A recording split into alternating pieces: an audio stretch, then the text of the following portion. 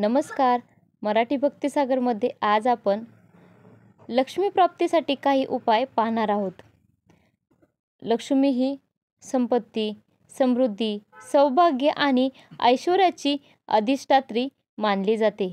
ज्या घरामध्ये स्वच्छता असते, सदाचार असतो, शांतता असते व भक्तिभाव ज्या ठिकाणी असतो त्या घरामध्ये महालक्ष्मीचे वास्तव्य कायमस्वरूपी राहते, असे वर्णन धर्मग्रंथामध्ये आहे. याचविषयी आज आपण माहिती पाहणार आहोत.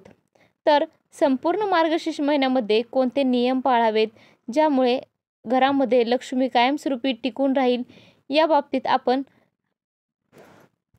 काही तोडगे उपाय पाहणार आहोत. रोज आपल्या वेळेनुसार सकाळ संध्याकाळ ओम श्री महालक्ष्मीभ्यो नमः या मंत्राचा किमान 108 वेळा जप करावा. खोटे बोलणे, इतरांची निंदा करणे, राग तसेच अपवित्रता टाळून घरामध्ये शांत व सात्विक वातावरण ठेवावे. गुरुवारी शक्यतो तरी पिवळे वस्त्रे घालावीत व सात्विकच आहार घ्यावा. रोज सकाळ संध्याकाळ तुळशीची नित्यनियमाने पूजा करावी. धूप दीप लावावा.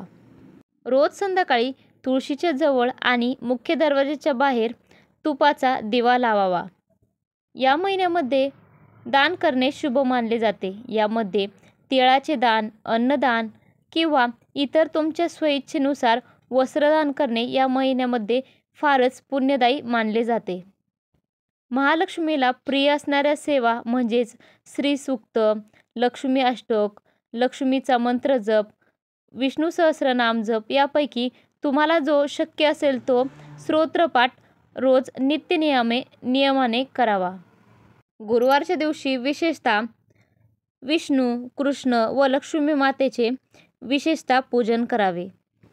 घर व देवघराची स्वच्छता ठेवून सुगंधी धूप व अगरबत्ती लावाव्यात. रोज सकाळी स्वच्छ स्नान करून देवपूजा करावी. या महिन्यामध्ये शक्यतो कोणासोबतही भांडणे करू नका, कोणाचेही मन दुखवू नका, सर्वांशी प्रेमाने वागा. घरामध्ये भांडणे करू नका, एकमेकांना अभद्र वाईट शब्द बोलू नका व घरातही ते उच्चारू नका. आपणास जसे शक्य होईल तसे रोज थोडा वेळ तरी ध्यानधारणा जप करा. यामुळे आपले मन शांत व एकाग्र बनते. सकाळी उठताच देवाचे स्मरण करा. दिवसभर देखील जसा जसा शक्य असेल तसा वेळ भेटेल तेव्हा तेव्हा आपल्या तोंडामध्ये देवाचे सतत नामस्मरण करत राहा. लक्ष्मी माता फार चंचल आहे, त्यामुळे पैशाची उधळपट्टी न करता जास्तीचे खर्च टाळा. ज्या व्यक्तींना अन्नाची फारच गरज आहे किंवा दानाची देखील खूपच गरज आहे, अशाच गरजू व्यक्तींना गोडधोड किंवा फळांचे दान करा. जेवणापूर्वी एक घास बाजूला काढून तो घास गायीला नक्की चारा. सकाळच्या देवपूजेमध्ये व संध्याकाळच्या देवपूजेमध्ये शंखनाद जरूर करा. आपल्या घरातील मुख्य दरवाजा स्वच्छ ठेवा व मुख्य दरवाजाच्या बाहेर रांगोळी तसेच शुभचिन्हे जरूर काढा. हे साधे सोपे नियम आपण रोजच्या जीवनामध्ये सहज करू शकतो. यामुळे लक्ष्मी माता देखील प्रसन्न होईल व आपल्याला आशीर्वाद नक्की देईल. श्री स्वामी समर्थ. जय जय स्वामी समर्थ.